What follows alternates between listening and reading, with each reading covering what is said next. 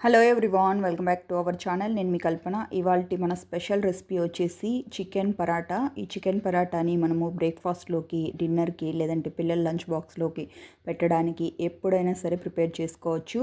చాలా చాలా easy process, అలాగే టేస్ట్ అయితే అద్దిరిపోతుంది. ఒక్కసారి కనుక టేస్ట్ చూసారంటే పిల్లలైనా పెద్దవాళ్ళైనా మళ్ళీ మళ్ళీ అడిగి మరీ చేయించుకొని తింటారు. అంత టేస్టీగా ఉంటుంది. పరాటాని ప్రిపేర్ చేసుకోవడానికి మనం పెద్దగా కష్టపడనక్కర్లేదు. అన్నీ ఇంట్లో ఉండే ఇంగ్రీడియంట్స్తో చాలా సింపుల్ అండ్ ఈజీ ప్రాసెస్లో క్విక్గా రెడీ చేసుకోవచ్చు. ఇక లేట్ చేయకుండా ఈ చికెన్ పరాటా మేకింగ్ ప్రాసెస్ ఏంటో చూసేద్దాం. దీనికోసం ఒక మిక్సింగ్ బౌల్ని తీసుకొని నేను ఇక్కడ ఒక 2 కప్పుల వరకు మైదాని తీసుకుంటున్నాను. మీరు మైదా ఇష్టం లేదు అనుకునే వాళ్ళు గోధుమ పిండితో అయినా చేసుకోవచ్చు. కానీ పిల్లలకి ఇచ్చేటప్పుడు మైదాతో చేసి పెట్టారంటే టేస్ట్ బాగుంటుంది కాబట్టి వాళ్ళు చాలా ఇష్టంగా తింటారు. మీరు ఒకవేళ హెల్త్ కాన్షియస్ అయితే మైదాతో కాకుండా గోధుమ పిండితో అయినా చేసుకోవచ్చు. దీంట్లోకి టేస్ట్కి సరిపడినంత సాల్ట్, అలాగే ఒక స్పూన్ వరకు ఆయిల్ని వేసుకొని ఒకసారి బాగా మిక్స్ చేసుకున్న తర్వాత మనం కొద్ది కొద్దిగా వాటర్ని యాడ్ చేసుకుంటూ సాఫ్ట్ డౌ కన్సిస్టెన్సీ వచ్చే వరకు తడిపేసి తీసుకోవాలి. పిండి అనేది మరీ గట్టిగాను ఉండద్దు, అలానే మరీ పల్స్గాను ఉండద్దు అనమాట. చూసారు కదా, ఈ కన్సిస్టెన్సీలో ఉంటే మనకు కరెక్ట్గా సరిపోతుంది. మనం పిండిని ఎంత చక్కగా నీట్ చేసుకుంటామో మనకి పరాటాలన్నీ కానీ చాలా చక్కగా వస్తాయి. ఇప్పుడు తడుపుకున్న పిండిని ఒక అరగంట సేపు పక్కన పెట్టేసుకుందాం. ఈ లోపల చికెన్ మ్యారినేషన్ చేసుకుందాం. నేను ఇక్కడ వచ్చేసి బోన్లెస్ చికెన్ని ఒక 300 గ్రామ్స్ వరకు తీసుకున్నాను. దీంట్లోకి రుచికి సరిపడా సాల్ట్, అలాగే ఒక హాఫ్ స్పూన్ వరకు పసుపు, అలాగే 1 స్పూన్ వరకు కారం, ఒక 1 స్పూన్ వరకు అల్లం వెల్లుల్లి పేస్ట్, అలాగే ఒక 2 స్పూన్ల వరకు చిక్కటి పెరుగుని తీసుకుంటున్నాను. పల్స్గా ఉండే పెరుగు తీసుకున్నామంటే మనం మ్యారినేషన్ చేసుకున్నప్పుడు అది కన్సిస్టెన్సీ వచ్చేసి పల్స్గా అయిపోతుంది. కాబట్టి కాస్త చిక్కగా ఉండే పెరుగుని తీసుకోండి. అలాగే ఒక హాఫ్ నిమ్మ చెక్కను తీసుకొని దాని రసాన్ని వేసుకుంటున్నాను. ఇప్పుడు ఇందులోకి 1 స్పూన్ వరకు ధనియాల పొడి, అలాగే 1 స్పూన్ గరం మసాలాని తీసుకొని ఈ మసాలాస్ అన్నీ చికెన్కి చక్కగా పట్టేలాగా ఈ విధంగా ఒక 5 నిమిషాల పాటు మసాజ్ చేసి తీసుకోండి.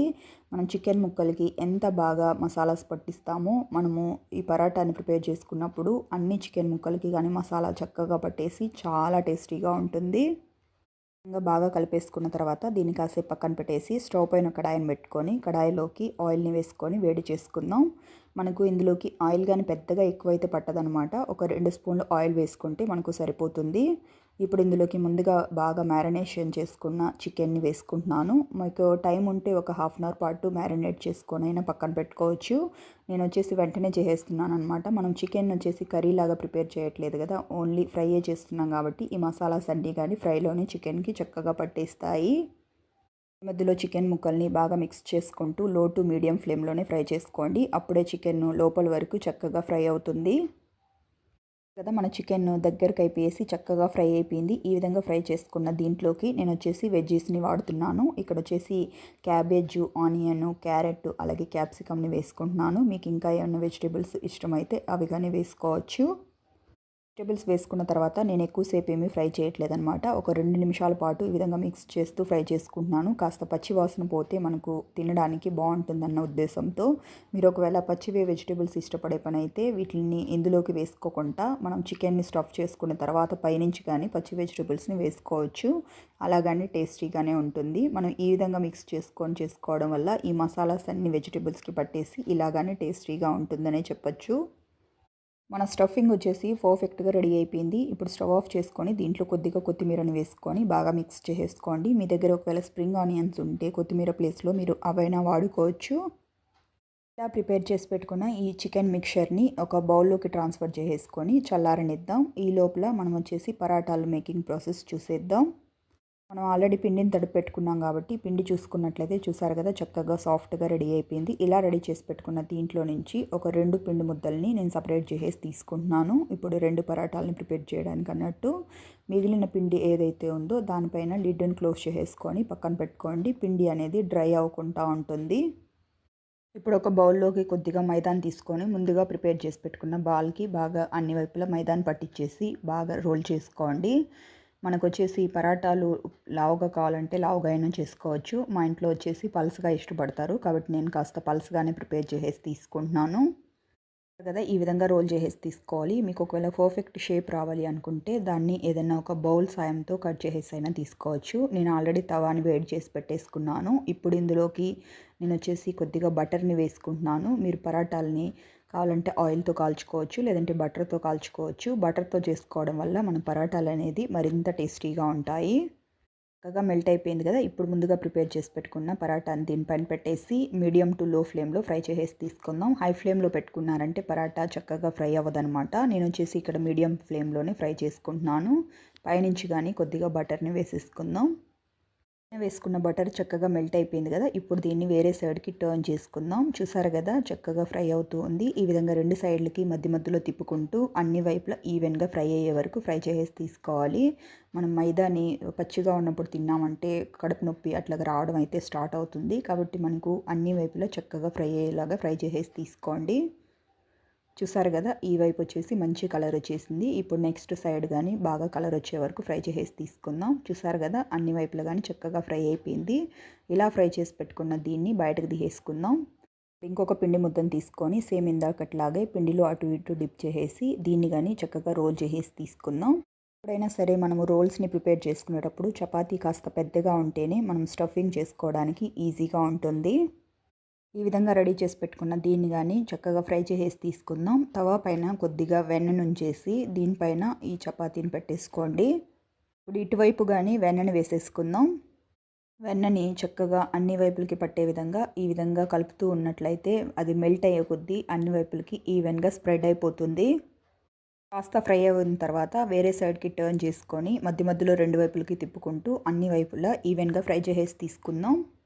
చూసారు కదా ఈ పరాటా కానీ చక్కగా ఫ్రై అయిపోయింది. ఇలా ఫ్రై చేసి పెట్టుకున్న దీన్ని బయటకు తీసేసుకొని రెడీగా పక్కకు పెట్టుకోండి. ఈ లోపల మిగిలిన ప్రాసెస్ చేసుకుందాం. నేను ఇక్కడ వచ్చేసి ఒక 5 వరకు నాటుకోడి గుడ్లను తీసుకుంటున్నాను. వీటిని ఒక్కొక్కటిగా పగలగొట్టేసి ఈ బౌల్లోకి ట్రాన్స్ఫర్ చేసుకుందాం. మీరు వచ్చేసి నాటుకోడి గుడ్లు అవైలబుల్లో లేనట్లయితే రెగ్యులర్గా మార్కెట్లో దొరికే ఎగ్స్తో అయినా ప్రిపేర్ చేసుకోవచ్చు. నేను ఈ రెసిపీ ప్రిపేర్ చేసేటప్పుడు నా దగ్గర నాటుకోడి గుడ్లు అవైలబుల్లో ఉన్నాయన్నమాట. అందుకనేసి నేను వాడుతున్నాను. మీ ఇష్టం, మీరు దేంతో కావాలంటే దాంతో ప్రిపేర్ చేసుకోవచ్చు. కానీ నాటుకోడి గుడ్లు అయితే ఆరోగ్యానికి కానీ చాలా మంచిదనే విషయం అందరికీ తెలిసిందే కదా. ఈ విధంగా అన్ని ఎగ్స్ని వేసేసుకున్న తర్వాత ఇప్పుడు ఇందులోకి రుచికి సరిపడా సాల్ట్, అలాగే ఒక హాఫ్ స్పూన్ వరకు నేను ఇక్కడ వచ్చేసి బ్లాక్ పెప్పర్ పౌడర్ తీసుకుంటున్నాను, మిరియాల పొడి. ఇవన్నీ వేసుకొని చక్కగా బీట్ చేసేసి తీసుకుందాం. ఈ విధంగా ఎగ్ని ఆమ్లెట్ కింద వేసుకుంటాం కదా, అలాంటప్పుడు ముందుగానే ఉప్పు అలాగే మిరియాల పొడి వేసుకొని బీట్ చేసుకోవడం వల్ల ఈ రెండు కానీ ఎగ్ మిక్చర్కి చక్కగా పట్టేస్తాయి. ఫోర్క్ సాయంతో కానీ లేదంటే స్పూన్తో కానీ ఈ విధంగా చక్కగా మిక్స్ చేసేసి తీసుకోండి.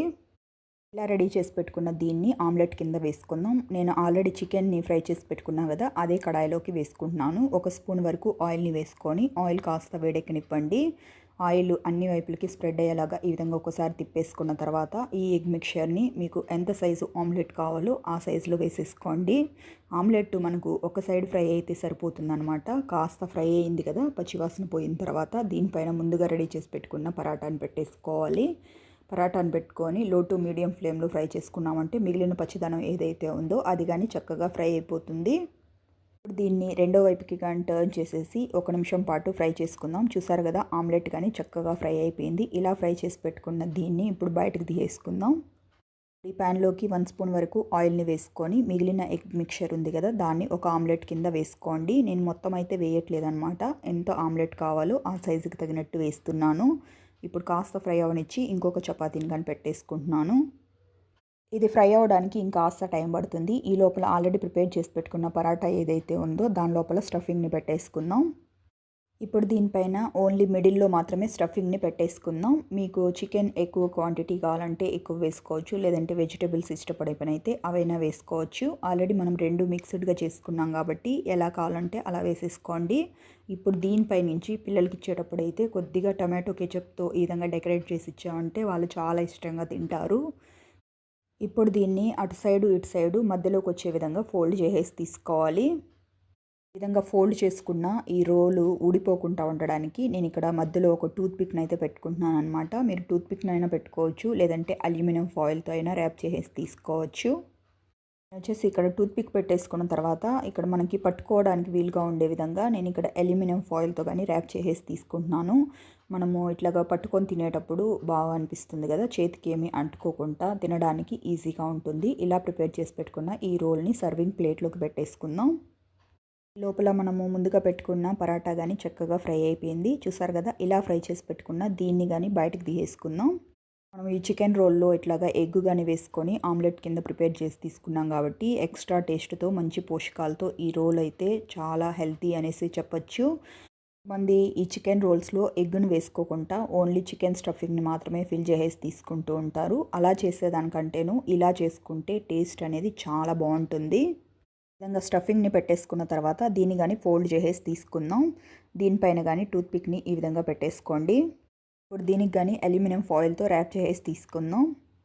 అంతే ఫ్రెండ్స్, ఎంతో హెల్తీ అండ్ టేస్టీగా ఉండే మన చికెన్ పరాటాలు అయితే రెడీ అయిపోయాయి. దీంతోపాటు ఉల్లిపాయలు అలాగే నిమ్మకాయ పెట్టేసి సర్వ్ చేసుకున్నారంటే టేస్ట్ అయితే అద్దరిపోతుంది. పిల్లలకి ఇచ్చే పని అయితే సాస్ ఇవ్వండి. పెద్దవాళ్ళకైతే మనం ఆల్రెడీ సాస్ వేసాం కాబట్టి అవసరం లేదనమాట. అట్లాగే ఒత్తిగానే తినేయచ్చు. ఈ పరాటాలని మీరు కావాలంటే ఇట్లాగే అయినా ఎంజాయ్ చేయొచ్చు, లేదంటే మధ్యలోకి హాఫ్ కింద కట్ చేసేసి అయినా తీసుకోవచ్చు. నేను ఇక్కడ మీకు చూపించడానికి అన్నట్టు మధ్యలోకి కట్ చేసేసి చూపిస్తున్నాను.